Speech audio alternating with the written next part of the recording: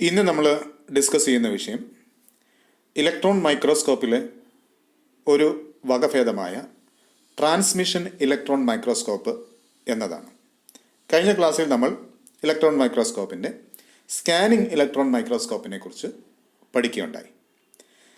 Scanning electron മൈക്രോസ്കോപ്പിൽ ഒരു ഇമേജിൻ്റെ അല്ലെങ്കിൽ ഒബ്ജക്റ്റിൻ്റെ surface area scan ചെയ്ത് അല്ലെങ്കിൽ അതിൽ നിന്നുള്ള ഇലക്ട്രോണുകൾ സ്കാറ്റർ ചെയ്ത് വരുമ്പോൾ അതിനെ ഡിറ്റക്റ്റ് ചെയ്യുകയും ആ ഡിറ്റക്റ്റ് ചെയ്യുന്ന സെൻസറുകൾ ഇമേജുകൾ ഉണ്ടാക്കുകയും ചെയ്യുന്ന രീതിയാണ് നമ്മൾ സ്കാനിങ് ഇലക്ട്രോൺ മൈക്രോസ്കോപ്പിൽ പഠിച്ചത്.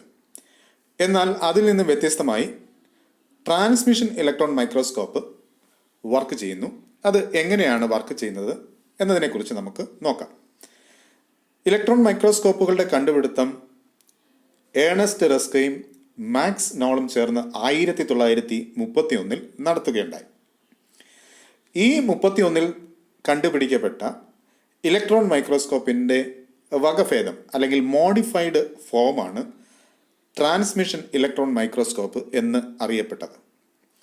ഈ transmission electron microscope Ernst Ruska Siemens കമ്പനിയുമായി ചേർന്നിട്ടാണ് 1933 ഇങ്ങനെ ഒരു മൈക്രോസ്കോപ്പിൻ്റെ രൂപകൽപ്പന ചെയ്യുന്നത് അല്ലെങ്കിൽ നടത്തി ഇങ്ങനെ ഒരു മൈക്രോസ്കോപ്പ് സയൻറ്റിഫിക് കമ്മ്യൂണിറ്റിയിലേക്ക് ഇൻട്രൊഡ്യൂസ് ചെയ്യപ്പെടുന്നത്. അപ്പോൾ ഈ മൈക്രോസ്കോപ്പിൻ്റെ ഡിസ്കവറിയുമായിട്ട് ബന്ധപ്പെട്ട് ഏണസ്റ്റ് റസ്ക തന്നെയാണ് ഇതിൽ ബന്ധപ്പെട്ടിരിക്കുന്നത്. അദ്ദേഹം സീമെൻസ് കമ്പനിയുമായി ബന്ധപ്പെട്ട് 1933 ട്രാൻസ്മിഷൻ ഇലക്ട്രോൺ മൈക്രോസ്കോപ്പുകൾ അവതരിപ്പിക്കുന്നത്. ഇനി എന്താണ് ഈ മൈക്രോസ്കോപ്പ് എന്ന് നമുക്ക് അല്പം ഡീറ്റെയിൽ ആയിട്ട് നോക്കാം. Transmission electron microscopy is A microscopic technique in which A beam of electrons is transmitted through an ultra thin specimen interacting with the specimen as it passes through. Transmission electron microscope എന്ന് പറഞ്ഞാൽ ഒരു വളരെ തിന്നായിട്ടുള്ള ഒരു സ്പെസിമെനിലൂടെ നമ്മൾ കാണേണ്ടുന്ന സ്പെസിമെനിലൂടെ ഇലക്ട്രോണുകൾ കടന്നു പോവുകയും ഇലക്ട്രോണുകൾ കടന്നു പോകുമ്പോൾ ആ സ്പെസിമെനിൽ അടങ്ങിയിരിക്കുന്ന വിവരങ്ങൾ ഒരു ഇമേജായിട്ട് രൂപപ്പെടുത്തുകയും ചെയ്യുന്നു. ഇതാണ് ട്രാൻസ്മിഷൻ ഇലക്ട്രോൺ മൈക്രോസ്കോപ്പിൻ്റെ അടിസ്ഥാന തത്വം എന്ന് പറയുന്നത്. ട്രാൻസ്മിറ്റ് ചെയ്യപ്പെടുക, അതായത് കടന്നു പോവുക എന്നതാണ് അതിൻ്റെ meaning. An image is formed from the interaction of electrons transmitted through the specimen. The image is magnified and focused on to an imaging device. ഇങ്ങനെ സ്പെസിമെനിലൂടെ കടന്നു പോകുന്ന ഇലക്ട്രോണുകൾ സ്പെസിമെനെ സംബന്ധിക്കുന്ന ഒരു ഫോക്കസ്ഡ് ആയിട്ടുള്ള ഇമേജിംഗ് ഡിവൈസിൽ ഒരു മോണിറ്ററിലോ അല്ലെങ്കിൽ ഒരു ഫ്ലൂറസെൻ്റ് സ്ക്രീനിലോ വരത്തക്ക രീതിയിൽ ക്രമീകരിക്കുന്നു. On a layer of photographic film or to be detected by a sensor. ഒന്നുകിൽ മുൻകാലങ്ങളിലാണെങ്കിൽ അതൊരു ഫോട്ടോഗ്രാഫിക് ഫിലിമിലായിരുന്നു ഇത്തരം ഇലക്ട്രോൺ മൈക്രോസ്കോപ്പിൽ ആദ്യകാലത്ത് ഇമേജുകൾ ഉണ്ടാക്കിയെടുത്തിരുന്നത്. ഇപ്പോൾ നിലവിൽ ഫ്ലൂറസെൻ്റ് സ്ക്രീൻ അല്ലെങ്കിൽ കമ്പ്യൂട്ടറിൻ്റെ പോലെയുള്ള സ്ക്രീനിലാണ് നമുക്ക് ഇമേജുകൾ ലഭ്യമാകുന്നത്. ഇനി അതിൻ്റെ part components of a ton. ഒരു ഇലക്ട്രോൺ മൈക്രോസ്കോപ്പിൻ്റെ പോലെ തന്നെ ഇതിനും അതുപോലെയുള്ള ഭാഗങ്ങളുണ്ട്, അല്പ വ്യത്യാസം ഉണ്ട്. ഒന്നാമത്തത് ഇലക്ട്രോൺ സോഴ്സ് ആണ്. ഇലക്ട്രോൺ സോഴ്സ് എന്നതുകൊണ്ട് ഇവിടെ ഉദ്ദേശിക്കുന്നത് produce high energy large current high currents of electron beam necessary for generating diffraction patterns and high spatial resolution image. ഇവിടെ സ്പെസിമെനിലൂടെയാണ് ഇലക്ട്രോൺ കടന്നു പോകുന്നത് എന്നതുകൊണ്ട് വളരെ ഉയർന്ന അളവിലുള്ള ഉയർന്ന ഊർജ നിലയിലുള്ള ഇലക്ട്രോണുകൾ ഇവിടെ പ്രൊഡ്യൂസ് ചെയ്യപ്പെടേണ്ടതായിട്ടുണ്ട്. അപ്പോൾ ഇങ്ങനെ ഹൈ എനർജി ഇലക്ട്രോണുകൾ പ്രൊഡ്യൂസ് ചെയ്യാനായിട്ട് ഇലക്ട്രോൺ മൈക്രോസ്കോപ്പിൽ ഉള്ളതുപോലെ തന്നെ ഒരു ഇലക്ട്രോൺ ഗണ്ണാണ് ഇതിൻ്റെ ആദ്യ ഭാഗം എന്ന് പറയുന്നത്. അതാണ് ഇലക്ട്രോൺ സോഴ്സ് ഉണ്ടാക്കുന്നത്. രണ്ടാമത്തത് കണ്ടൻസർ ലെൻസുകളാണ്. കണ്ടൻസ് ചെയ്യുന്ന ലെൻസുകൾ. കണ്ടൻസ് ചെയ്യുക എന്ന് പറഞ്ഞാൽ ഇലക്ട്രോൺ ഗണ്ണിൽ നിന്നും രൂപപ്പെടുന്ന അല്ലെങ്കിൽ പുറത്തേക്ക് വരുന്ന ഇലക്ട്രോണുകളെ ഒരുമിച്ച് ചേർത്ത് ഒരു നിശ്ചിത പാതയിലേക്ക് അല്ലെങ്കിൽ നിശ്ചിത രൂപത്തിലാക്കി സ്പെസിമെനിലേക്ക് ഫോക്കസ് ചെയ്യുന്ന ലെൻസുകളെയാണ് കണ്ടൻസർ ലെൻസുകൾ എന്ന് പറയുന്നത്. അപ്പോൾ രണ്ടാമത്തെ ഭാഗം കണ്ടൻസർ ലെൻസുകളാണ്. ഇവിടെ കണ്ടൻസർ ലെൻസ് എന്ന് പറയുന്നത് ഇലക്ട്രോ മാഗ്നറ്റിക് കോയിലുകളാണ് ഇവിടെ ലെൻസുകളായിട്ട് പ്രവർത്തിക്കുന്നത് എന്ന് പ്രത്യേകം ഓർത്തിരിക്കുക. ഇനി അടുത്തത് ഒബ്ജക്റ്റീവ് ലെൻസുകളാണ്. ഒബ്ജക്റ്റീവ് ലെൻസുകൾ നമ്മൾ ലൈറ്റ് മൈക്രോസ്കോപ്പിൽ ഒബ്ജക്റ്റീവ് ലെൻസ് എന്ന് പറഞ്ഞാൽ ഇമേജിൻ്റെ മുകളിലായിട്ട് ക്രമീകരിച്ചിരിക്കുന്ന ലെൻസുകളാണ് ഒബ്ജക്റ്റീവ് ലെൻസുകൾ. അതായത് അടിയിൽ നിന്നും കടന്നു വരുന്ന പ്രകാശം ഒരു ലൈറ്റ് മൈക്രോസ്കോപ്പിൽ സ്പെസിമെനിലൂടെ കടന്നാണ് ഒബ്ജക്റ്റീവ് ലെൻസിൽ എത്തുന്നതെങ്കിൽ ഇവിടെ ഇലക്ട്രോൺ ഗണ്ണിൽ നിന്നും കണ്ടൻസർ ലെൻസിലൂടെ വളരെ തിന്നായിട്ടുള്ള ഒബ്ജക്റ്റിൽ പതിക്കുന്ന ഇലക്ട്രോണുകളെ ഫോക്കസ് ചെയ്യുന്ന അല്ലെങ്കിൽ അതിനെ ഇമേജ് രൂപപ്പെടുത്തുന്ന ലെൻസുകളിലെ ആദ്യത്തേതാണ് ഒബ്ജക്റ്റീവ് ലെൻസ് എന്ന് പറയുന്നത്. ഇതാണ് ഇതിൻ്റെ ഒബ്ജക്റ്റീവ് ലെൻസ് എന്ന് പറയുന്നത്. ഒബ്ജക്റ്റീവ് ലെൻസുകൾ കൂടാതെ മറ്റ് 2 ലെൻസുകൾ കൂടി ഈ ട്രാൻസ്മിഷൻ ഇലക്ട്രോൺ മൈക്രോസ്കോപ്പിൻ്റെ ഭാഗമായിട്ട് ഉണ്ട്. അതിൽ ഒന്നാമത്തത് ഇൻ്റർമീഡിയറ്റ് ലെൻസ് ആണ്. ഇതാണ് ഒന്നാമത്തെ ലെൻസ് എന്ന് പറയുന്ന ഇൻ്റർമീഡിയറ്റ് ലെൻസ്. ഈ ഇൻ്റർമീഡിയറ്റ് എന്ന് പറഞ്ഞാൽ ആ വാക്കിൻ്റെ അർത്ഥത്തിൽ എന്ന് പറയും ഇൻ ബിറ്റ്വീൻ 2 എന്നതാണ്. 2 ലെൻസ് ഒബ്ജക്റ്റീവ് ലെൻസുകൾക്ക് ഇടയിലുള്ളത്. അതാണ് ഇൻ്റർമീഡിയറ്റ് ലെൻസ് എന്നതുകൊണ്ട് ഉദ്ദേശിക്കുക. അവസാനത്തെ ഒബ്ജക്റ്റീവ് ലെൻസ് എന്ന് പറയുന്നത് പ്രൊജക്ടർ ലെൻസാണ്, പ്രൊജക്റ്റ് ചെയ്യുന്ന ലെൻസുകൾ. അപ്പം ഇങ്ങനെ 3 തരത്തിലുള്ള ഒബ്ജക്റ്റീവ് ലെൻസുകളാണ് ട്രാൻസ്മിഷൻ ഇലക്ട്രോൺ മൈക്രോസ്കോപ്പിൽ ഉള്ളത്. ആദ്യത്തേത് ഒബ്ജക്റ്റീവ് ലെൻസ്, രണ്ടാമത്തത് ഇൻ്റർമീഡിയറ്റ് ലെൻസ്, മൂന്നാമത്തത് പ്രൊജക്ടർ ലെൻസ്. ഇങ്ങനെ 3 തരത്തിലുള്ള ലെൻസുകൾ സ്പെസിമെനിലൂടെ കടന്നു വരുന്ന ഇലക്ട്രോണുകളെ മാഗ്നിഫൈ ചെയ്യുന്നതിന് ഉപയോഗിക്കുന്നു. ഇനി അതിൻ്റെ അവസാന ഭാഗം എന്ന് പറയുന്നത് ഡിറ്റക്ടറുകളാണ്. ഡിറ്റക്റ്റ് ചെയ്യുന്ന ഭാഗങ്ങൾ. എന്തിനെ ഡിറ്റക്റ്റ് ചെയ്യുന്നു എന്നുള്ളത് പ്രധാനമായിട്ടും ഓർത്തിരിക്കണം. ഇലക്ട്രോണുകളെ ഡിറ്റക്റ്റ് ചെയ്യുക. ഏത് ഇലക്ട്രോണുകളെ ഡിറ്റക്റ്റ് ചെയ്യുന്നു എന്ന് ചോദിച്ചാൽ സ്പെസിമെനിലൂടെ കടന്നു വരുന്ന നമ്മുടെ ഒബ്ജക്റ്റ് നമ്മൾ എന്താണോ കാണാൻ ഉദ്ദേശിക്കുന്ന സ്പെസിമെൻ, ആ സ്പെസിമെനിലൂടെ കടന്നു വരുന്ന ഇലക്ട്രോണുകളെ ഡിറ്റക്റ്റ് ചെയ്യുന്ന ഭാഗങ്ങളെയാണ് ഡിറ്റക്ടേഴ്സ് എന്ന് പറയുന്നത്. Various different configuration design to collect secondary signals produced by high energy electron beam. ഇങ്ങനെ സെക്കൻഡറി സിഗ്നലുകൾ എന്ന് പറഞ്ഞാൽ ഇവിടെ ഇലക്ട്രോൺ ഗണ്ണിൽ നിന്നും രൂപപ്പെടുന്ന ഇലക്ട്രോണുകളെ പ്രൈമറി ഇലക്ട്രോണുകൾ എന്ന് പറയും. ഈ ഇലക്ട്രോണുകൾ വന്ന് പതിക്കുന്നത് സ്പെസിമെനിലാണ്, വളരെ തിന്നായിട്ടുള്ള ഒബ്ജക്റ്റിലാണ്. ആ ഒബ്ജക്റ്റിലൂടെ കടന്നു വരികയും അത് ഫോക്കസ് ചെയ്യപ്പെടുകയും ചെയ്യുന്ന ഇലക്ട്രോണുകളെയാണ് നമ്മൾ ഇവിടെ സെക്കൻഡറി ഇലക്ട്രോണുകൾ എന്ന് പറയാം. അപ്പോൾ അത്തരം സെക്കൻഡറി ഇലക്ട്രോണുകളെ റിസീവ് ചെയ്യുന്ന, സ്വീകരിക്കുന്ന അല്ലെങ്കിൽ പിടിച്ചെടുക്കാൻ കഴിയുന്ന ഭാഗങ്ങളെയാണ് ഡിറ്റക്ടേഴ്സ് എന്ന് പറയുന്നത്. അപ്പം ഇത്രയുമാണ് ഇതിൻ്റെ പ്രധാനപ്പെട്ട ഭാഗങ്ങൾ എന്ന് പറയുന്നത്. ഒന്നാമത്തത് ഇലക്ട്രോൺ ഗണ്ണ്, ഇലക്ട്രോൺ ഉൽപ്പാദിപ്പിക്കുന്നു. രണ്ടാമത്തത് കണ്ടൻസർ ലെൻസ്. മൂന്നാമത്തത് ഒരു സെറ്റ് ഓഫ് ഒബ്ജക്റ്റീവ് ലെൻസ്. അതിനകത്ത് ആദ്യത്തെ ഫസ്റ്റ് ഒബ്ജക്റ്റീവ് ലെൻസ്, രണ്ടാമത്തെ മധ്യഭാഗത്തുള്ള ഇൻ്റർമീഡിയറ്റ് ലെൻസ്, മൂന്നാമത്തത് പ്രൊജക്ടർ ലെൻസ്. ഇങ്ങനെ 3 ഒബ്ജക്റ്റീവ് ലെൻസുകൾ അല്ലെങ്കിൽ ഒബ്ജക്റ്റീവ് കോയിലുകൾ ഇതിനകത്ത് ഭാഗമായിട്ടുണ്ട്. ഇനി അവസാനത്തെ ഭാഗം എന്ന് പറയുന്നത് ഇങ്ങനെ സെക്കൻഡറി ഇലക്ട്രോണുകളെ റിസീവ് ചെയ്യുന്ന അല്ലെങ്കിൽ ഡിറ്റക്റ്റ് ചെയ്യുന്ന ഡിറ്റക്ടേഴ്സ്. ഇത്രയുമാണ് ഇതിൻ്റെ ഭാഗങ്ങൾ, പ്രധാനപ്പെട്ട ഘടകങ്ങൾ എന്ന് പറയുന്നത്. ഇനി അതിൻ്റെ പ്രിൻസിപ്പിൾ എന്താണ്, ഇവിടെ എങ്ങനെയാണ് ഇത് വർക്ക് ചെയ്യുന്നത്? Transmission electron microscope is complex and sophisticated, but the basic principle behind its operation can be readily understood. ഇതിൻ്റെ വളരെ സോഫിസ്റ്റിക്കേറ്റഡ് ആയിട്ടുള്ള, വളരെ സങ്കീർണമായിട്ടുള്ള ഒരു ഉപകരണമാണെന്നുണ്ടെങ്കിലും ഇതിൻ്റെ പ്രിൻസിപ്പിൾ വളരെ എളുപ്പത്തിൽ മനസ്സിലാക്കാൻ കഴിയും, അല്ലെങ്കിൽ വളരെ സിമ്പിൾ ആയിട്ടുള്ള ലൈറ്റ് മൈക്രോസ്കോപ്പിനെ പോലെയുള്ള ഒരു പ്രിൻസിപ്പിളാണ്. ഇവിടെ നോക്കാം എന്താണ് എൻ്റെ പ്രിൻസിപ്പിൾ എന്ന് നമുക്ക് നോക്കാം. A heated tungsten filament in the electron gun generate a beam of electrons. വളരെ ഉയർന്ന വൈദ്യുതിയിൽ പ്രവർത്തിക്കുന്ന ഇലക്ട്രോൺ ഗണ്ണുകൾ ഹീറ്റ് ആകുമ്പോൾ അതിൽ നിന്നും ഇലക്ട്രോണുകൾ പുറപ്പെടുന്നു. Then that electrons then focused on the specimen by condenser. അപ്പോൾ ഇങ്ങനെ ഇലക്ട്രോൺ ഗണ്ണിൽ നിന്നും രൂപപ്പെടുന്ന ഇലക്ട്രോണുകളെ കണ്ടൻസർ ലെൻസുകൾ എന്ത് ചെയ്യപ്പെടുന്നു? നമ്മുടെ സ്പെസിമെനിലേക്ക് ഫോക്കസ് ചെയ്യുന്നു. കണ്ടൻസർ ലെൻസ് ഇവിടെ സ്പെസിമെനിലേക്ക് ഫോക്കസ് ചെയ്യുന്നു.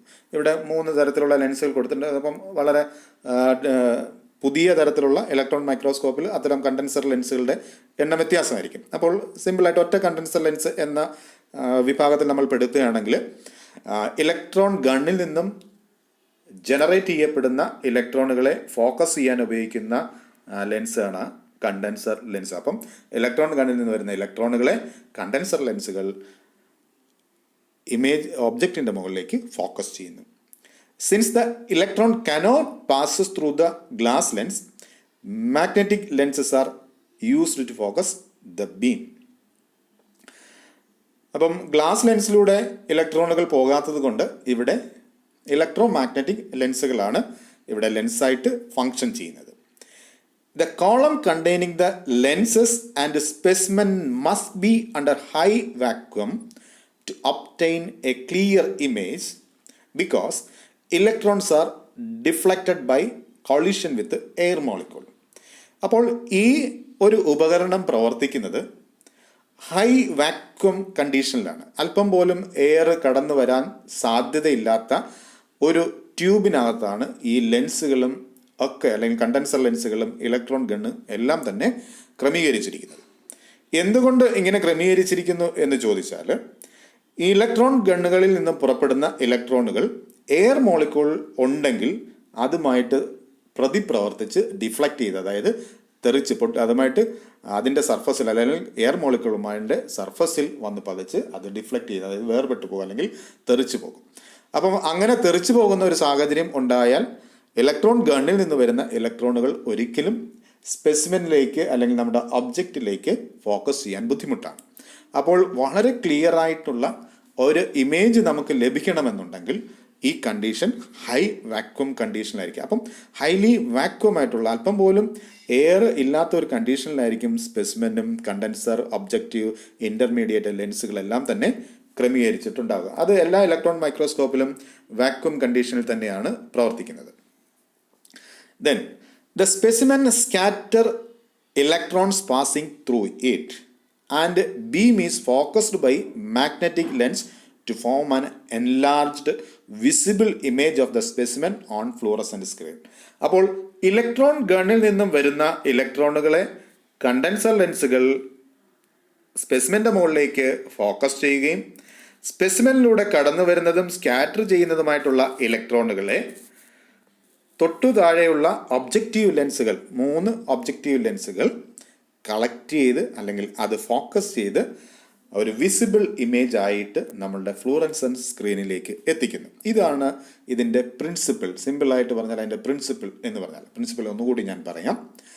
ഇലക്ട്രോൺ ഗണ്ണുകളിൽ നിന്നും രൂപപ്പെടുന്ന അല്ലെങ്കിൽ പുറപ്പെടുന്ന ഇലക്ട്രോണുകളെ കണ്ടൻസർ ലെൻസുകൾ ഫോക്കസ് ചെയ്ത് ഒബ്ജക്റ്റിൻ്റെ മുകളിലേക്ക് എത്തിക്കുകയും ഒബ്ജക്റ്റിൻ്റെ അല്ലെങ്കിൽ സ്പെസിമെനിലൂടെ കടന്നു വരുന്നതും സ്പെസിമെനിൽ നിന്നും സ്കാറ്റർ ചെയ്യുന്നതുമായുള്ള ഇലക്ട്രോണുകളെ ഒബ്ജക്റ്റീവ് ലെൻസുകൾ ക്രമീകരിച്ച് അല്ലെങ്കിൽ കളക്ട് ചെയ്ത് ഫ്ലൂറസെൻ്റ് സ്ക്രീനിൽ ഇമേജായി കാണിച്ചു തരുന്നു. ഇതാണ് ട്രാൻസ്മിഷൻ ഇലക്ട്രോൺ മൈക്രോസ്കോപ്പിൻ്റെ പ്രിൻസിപ്പിൾ എന്ന് പറയുന്നത്. ഇവിടെ A denser region of the specimen scatter more electrons and therefore appear dark in the image. നമ്മൾ ഒരു ഇമേജ് എടുത്ത് നോക്കുകയാണെങ്കിൽ ഡെൻസർ ആയിട്ടുള്ള റീജിയൻ, കട്ടിയുള്ള ഭാഗങ്ങൾ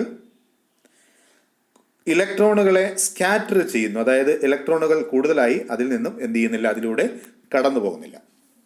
എന്നാൽ കട്ടി കുറഞ്ഞ ഭാഗങ്ങൾ, ഇതൊക്കെ കട്ടി കൂടിയ ഭാഗങ്ങളാണ്. ഒരു സെല്ല് എടുത്ത് നോക്കുകയാണെങ്കിൽ സെല്ലിലെ കട്ടി കൂടിയ ഭാഗങ്ങൾ അല്ലെങ്കിൽ തിക്കായിട്ടുള്ള റീജിയൻസ്. അപ്പോൾ തിക്കായിട്ടുള്ള റീജിയൻസിലൂടെ കടന്നു പോകുന്നത് ഇലക്ട്രോണുകളുടെ അളവ് അല്ലെങ്കിൽ എണ്ണം പരിമിതമാണെങ്കിൽ കട്ടി കുറഞ്ഞ ഭാഗത്തു കൂടി പോകുന്ന ഇലക്ട്രോണുകൾ കൂടുതലായിരിക്കും.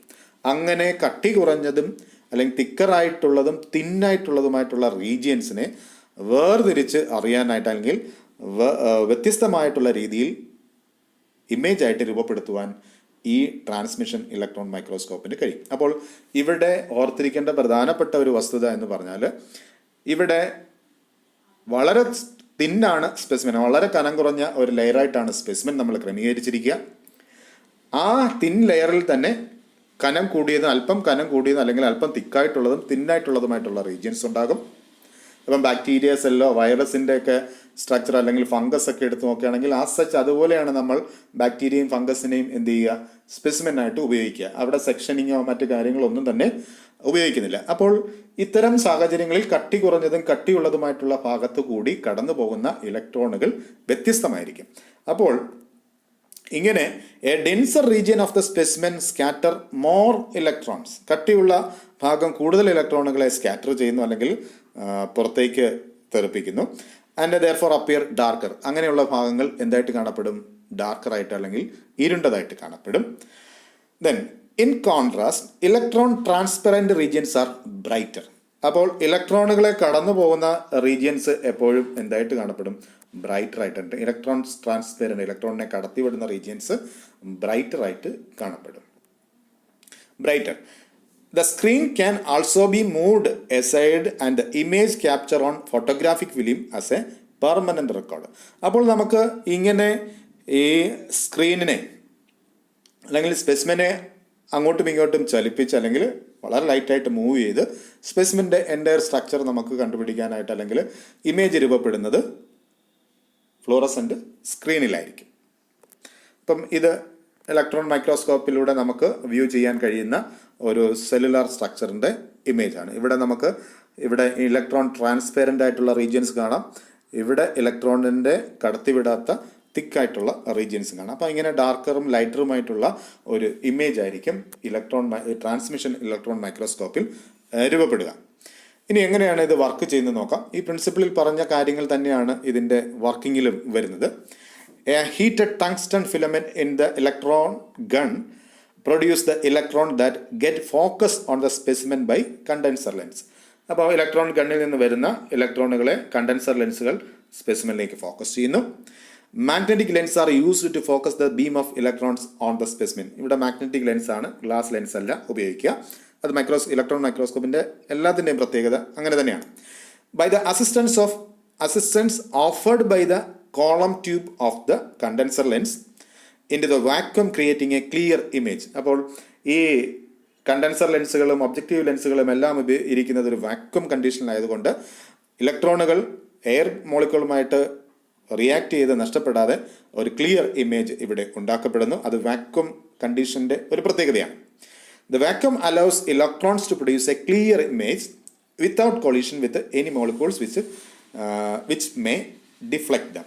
അപ്പോൾ എയർ മോളിക്യൂളുമായിട്ട് ഡിഫ്ലക്റ്റ് ചെയ്യാതെ ക്ലിയർ ഇമേജ് ഇവിടെ ഉണ്ടാക്കപ്പെടുന്നു.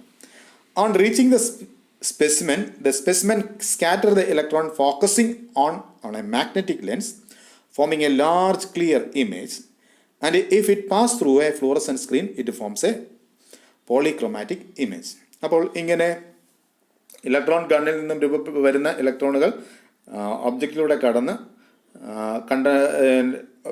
ഒബ്ജക്റ്റീവ് ലെൻസുകൾ അതിനെ ഒരു വാക്വം കണ്ടീഷനിലൊക്കെ ഇരിക്കുന്ന ഈ കണ്ടീഷനിൽ ഡിറ്റക്ടറിലേക്ക് എത്തിക്കുകയും ഫ്ലോറസെൻ്റ് സ്ക്രീനിൽ അതിനെ നമുക്ക് ഒന്നുകിൽ ഒരു മോണോക്രോമാറ്റിക് ഇമേജ് ആയിരിക്കും, ഏതെങ്കിലും ഒറ്റ മോണോക്രോമാറ്റിക്, മോണോ മീൻസ് സിംഗിൾ, ഒറ്റ കളറിലുള്ള ഇമേജ് ആയിരിക്കും ഉണ്ടാകുക. അതായത് സ്റ്റെയിൻ ചെയ്ത ഭാഗത്തിന് ഒറ്റ കളറായിരിക്കും, സ്റ്റെയിൻ ചെയ്യപ്പെടാത്ത ഭാഗത്തിന് മറ്റൊരു കളറോട് കൂടിയായിരിക്കും ഉണ്ടാവുക.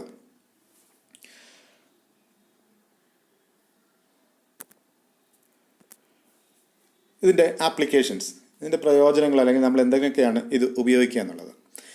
ഒന്നാമത്തത് to visualise and study cell structure of bacteria, virus and fungus.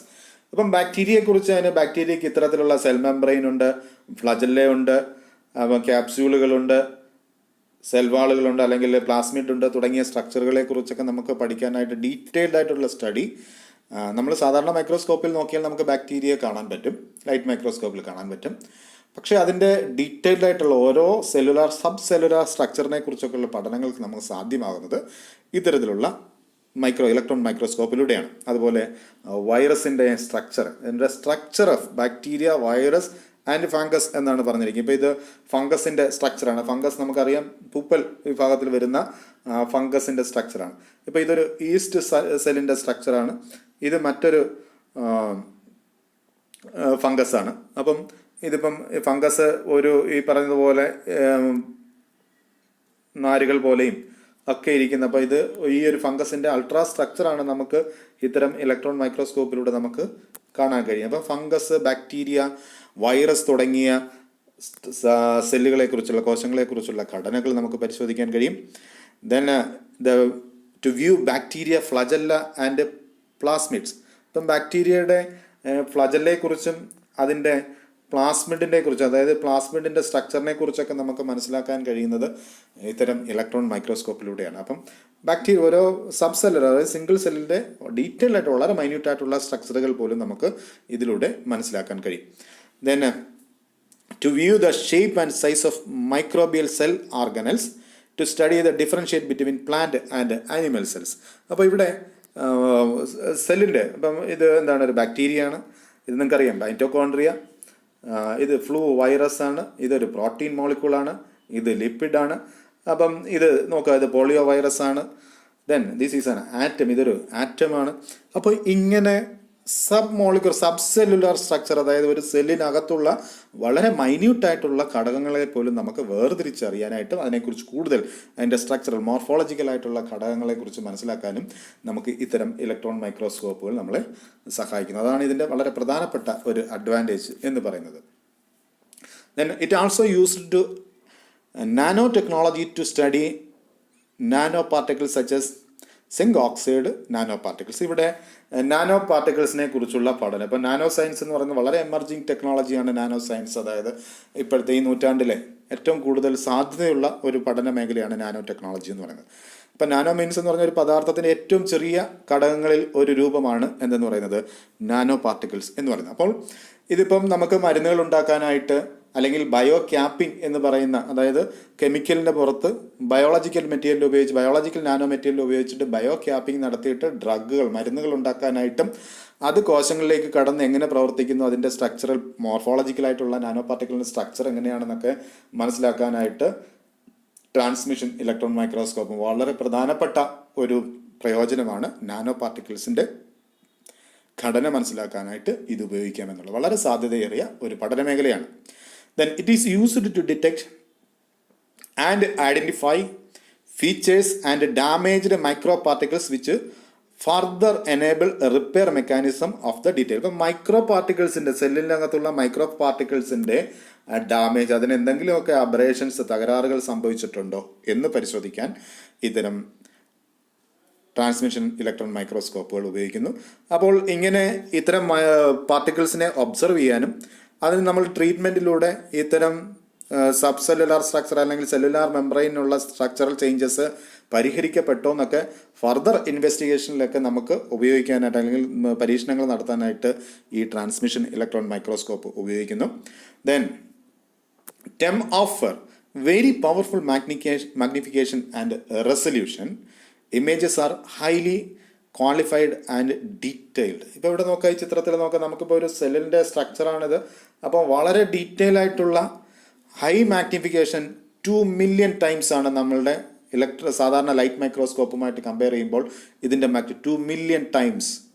അപ്പോൾ അത്രയും വളരെ മൈന്യൂട്ടായിട്ടുള്ള ഡീറ്റെയിൽ നമുക്ക് ഒബ്സർവ് ചെയ്യാൻ, ഇപ്പം ലിപ്പിഡിൻ്റെ, പ്രോട്ടീൻ്റെ, അമിനോ ആസിഡിൻ്റെ തുടങ്ങിയ എല്ലാ പദാർത്ഥങ്ങളുടെയും സ്ട്രക്ചറൽ, മോർഫോളജിക്കലായിട്ടുള്ള സ്ട്രക്ചറൽ ഡീറ്റെയിൽസ് നമുക്ക് ഇത്തരം മൈക്രോസ്കോപ്പിലൂടെ നമുക്ക് ലഭ്യമാണ്. അപ്പം അത്തരത്തിലുള്ള ഒരു മാഗ്നിഫിക്കേഷൻ ഇതിനുണ്ട്. അതായത് it has A very powerful magnification of about 2 million times that of A light microscope. ഒരു ലൈറ്റ് മൈക്രോസ്കോപ്പുമായിട്ട് നമ്മൾ കമ്പയർ ചെയ്യുകയാണെന്നുണ്ടെങ്കിൽ 2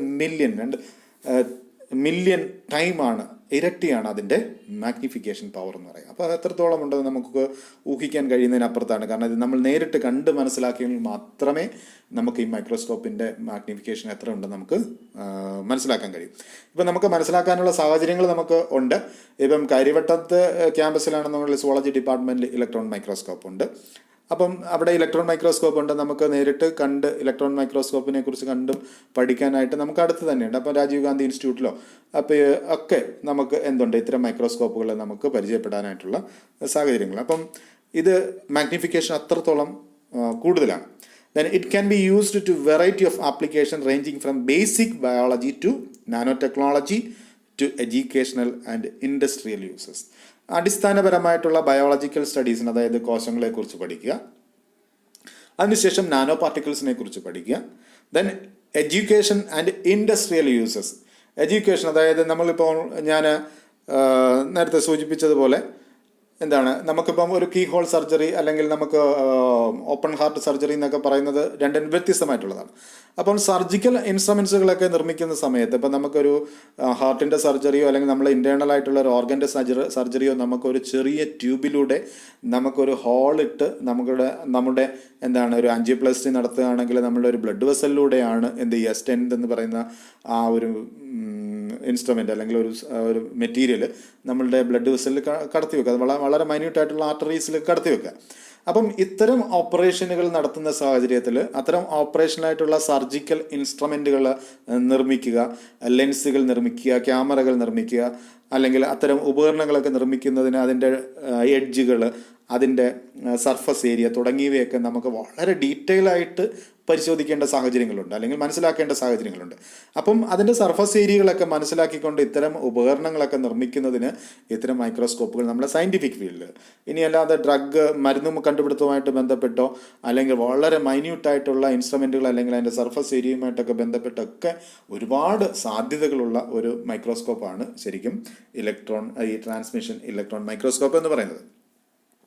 Then it can be used to acquire vast information on compounds and their structure.